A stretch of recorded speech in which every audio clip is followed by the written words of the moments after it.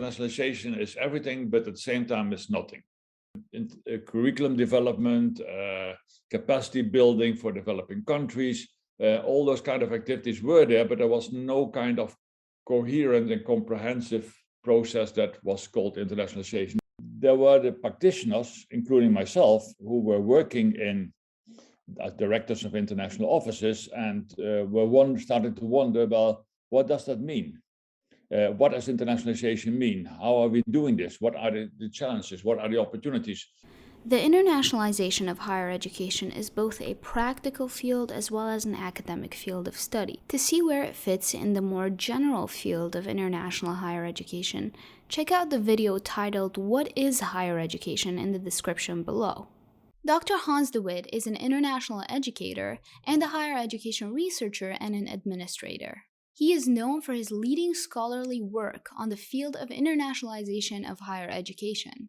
I spoke with him about the beginnings of the field, his involvement, as well as the meaning and rationale of internationalization.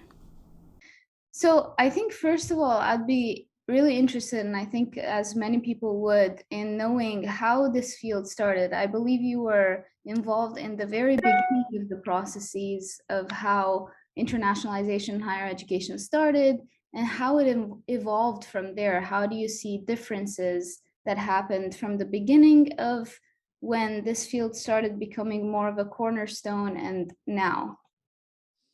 Yeah, that's a good question, a complicated to answer at the same time, because there's never a clear beginning and an end in this kind of things, which are processes which continuing to happen. My view on that is that internationalization as a concept and as a process started around the 1990s in response to the increasing globalization of societies, the end of the Cold War. We could say now the end of the first Cold War, because we are entering a second one, I'm afraid. Also the policies by European integration, etc., in Europe, which stimulated much more international collaboration within Europe, but also with the rest of the world. And so as a process, the concept started in the 1990s. Then other people say, yeah, but that's not true, because international has always been part of the university, which is true. I mean, academics meet other academics and they cross borders to do that. Students go to study in other parts, and that was already in the Middle Ages and the Renaissance time in Europe, and even before in the Arab world and in India, because there were very few universities, and so if you wanted to learn something, you had to go somewhere else. There was not book printing, so if you wanted to read a book, you had to go to another university to go. So mobility was there, but it was not a kind of mobility that was structured in a process. It was by the context of that situation. And after that, when the nation started to build up in Europe and elsewhere, higher education became much more national. So there was no study abroad, there was no collaboration, and there was no common language. Latin was the common language of the past in Europe, and then national languages were the way you taught higher education and education in general. So in that sense, we came from a reaction to the nationalization of higher education in the 20th century, and in particular after the Cold War, that created this internationalization process. Before, the term international education was much more used, which is a kind of collection of different activities which were fragmented and isolated from each other. Study abroad for students who want to do a part of their study in another country, international student mobility of students who did a full degree abroad, curriculum development, capacity building for developing countries.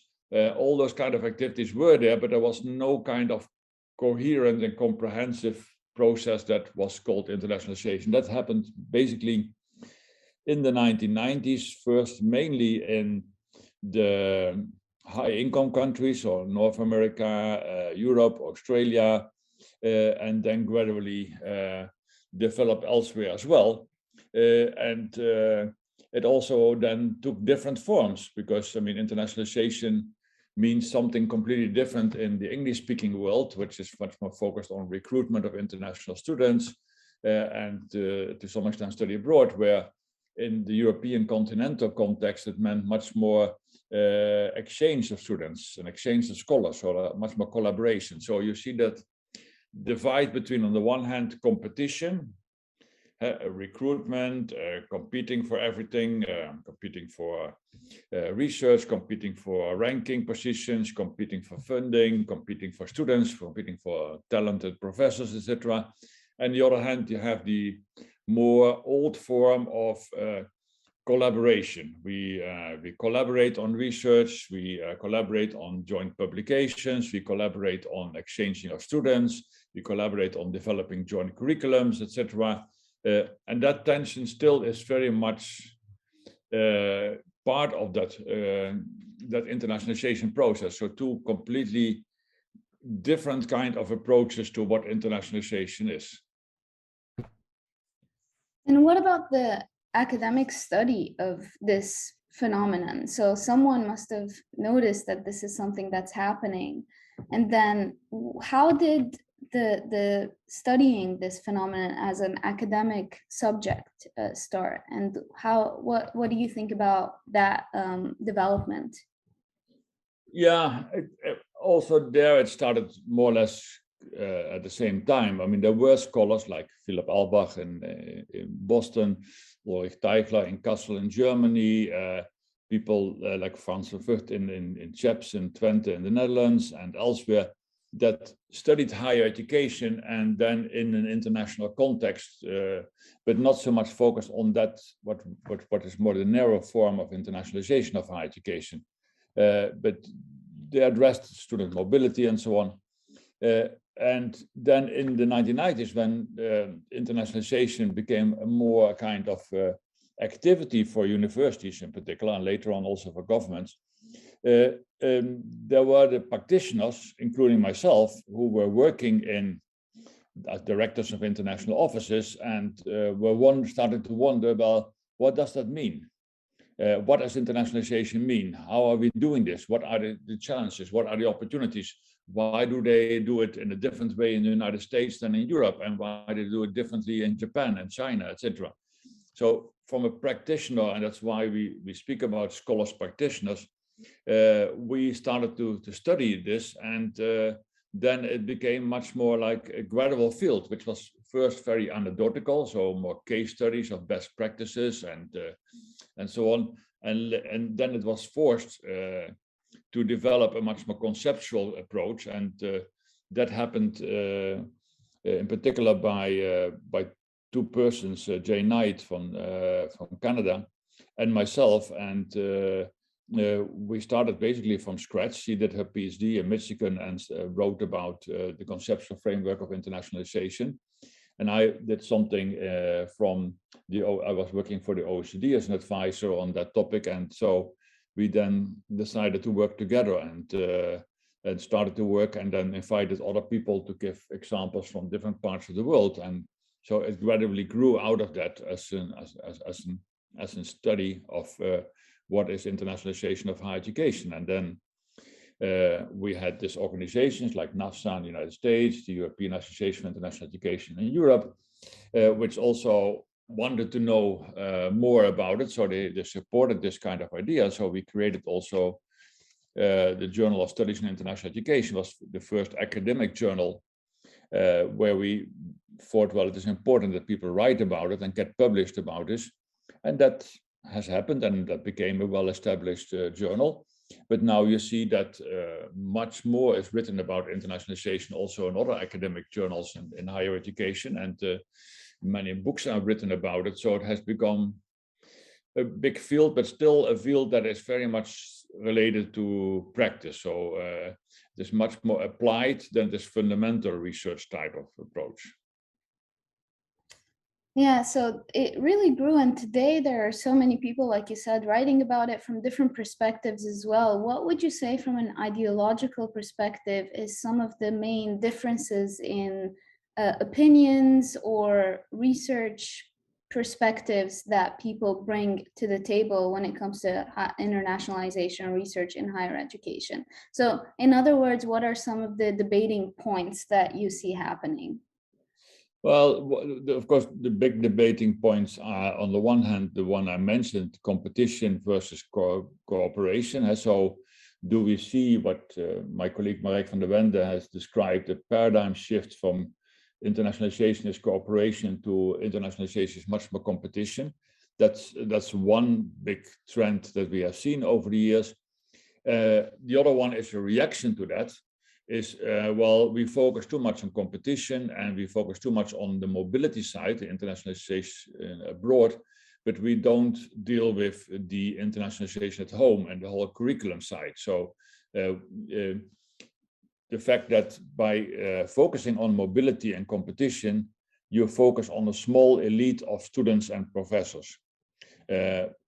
Worldwide, something like 1 to 2% of the whole student and professorship are having an international experience. If you look at mobility, so that's a very elitist approach. And what about the other 98 to 99%? In Europe, it is more. There's something like 20% because of Erasmus, and it's easier to move from one country to the other. In the United States, it's something like 10%, but mainly at the undergraduate level. But elsewhere, it is very little. So if you really want to see internationalization as a process which develops competencies, learning outcomes, which are international, prepare them for their future as global citizens and global professionals, then you really have to address it to all students, because all students, for some way or the other, will experience something international in their daily life and in their daily profession. So how to do that? So that became then the debate, how can we focus the shift much more to internationalization of the curriculum and teaching and learning, and create a kind of internationalization which is global learning for all. So not only for a very small percentage. And that are, I think, two of the important debates that take place. And more recently, we also say, well, we cannot see internationalization as part of the ivory tower of higher education, but it has to contribute also to the problems of society. So it cannot be only focused on creating competencies to make them international professionals, but also that they are responsible global citizens that understand that there are sustainable development goals of the United Nations. There is health concerns, like the pandemic has made very clear. There are geopolitical tensions that we have to address. There's poverty, there's climate change. So how can we contribute to what my colleagues Elspeth Jones, Uwe Brandenberg, Betty Lisk and I have been saying about internationalization for society. So making it much more clearly linked also to the third mission of higher education. In addition to research and education, also service to society has to be internationalized. So that I think at the moment are some of the key debates and debating issues in internationalization of higher education.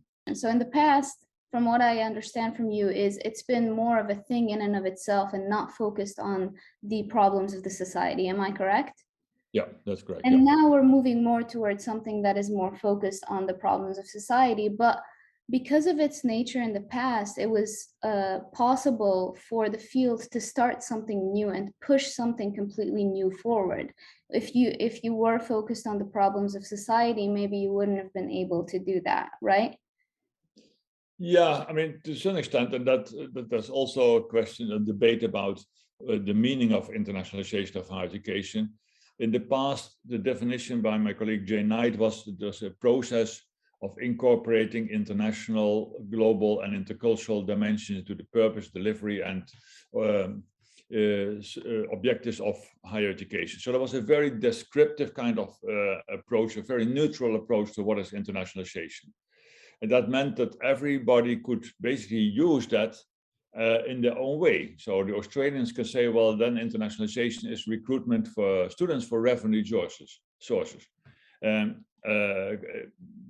Canada could say it is for capacity building for developing countries. Europe could say, well, it is for exchange of students as part of their home degree, etc. And so then others could say it is transnational education, so it's branch campuses and offshore delivery. And others could say, well, it is has to focus on the curriculum. So it became a kind of catchword for nothing. Internationalization is everything, but at the same time it's nothing. And that created some concern, because you want really to have a meaning with internationalization. So in 2015, we did an exercise with Delphi, with experts around the world. I said, well, if you would say, well, what should be the future direction of internationalization?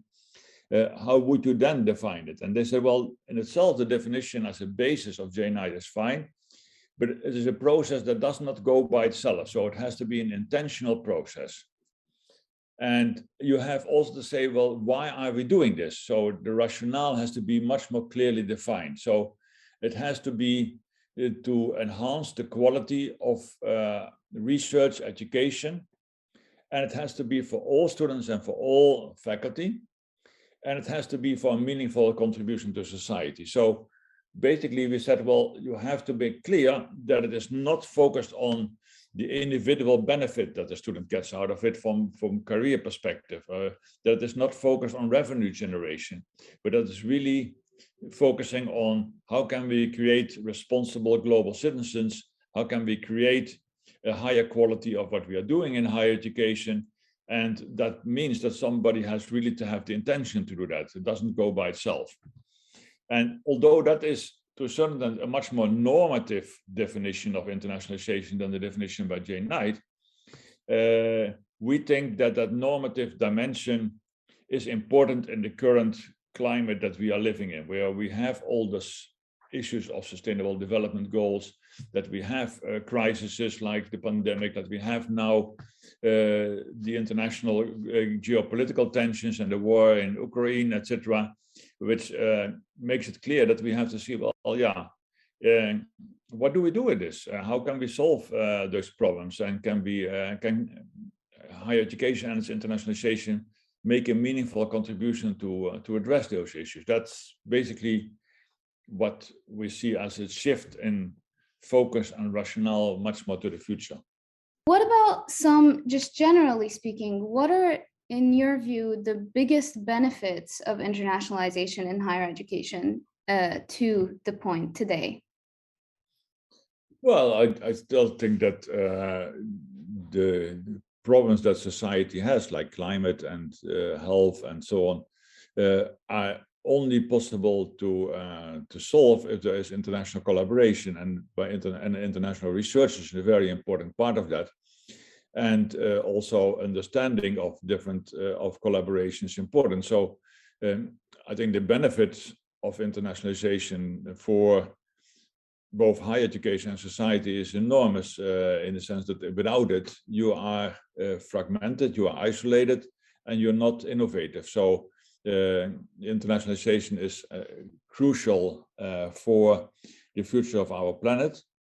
And by that, we should try as much as possible to keep that going. A part of this conversation was cut out and reserved for another video that highlights the differences between globalization and internationalization. Click the screen to watch that video.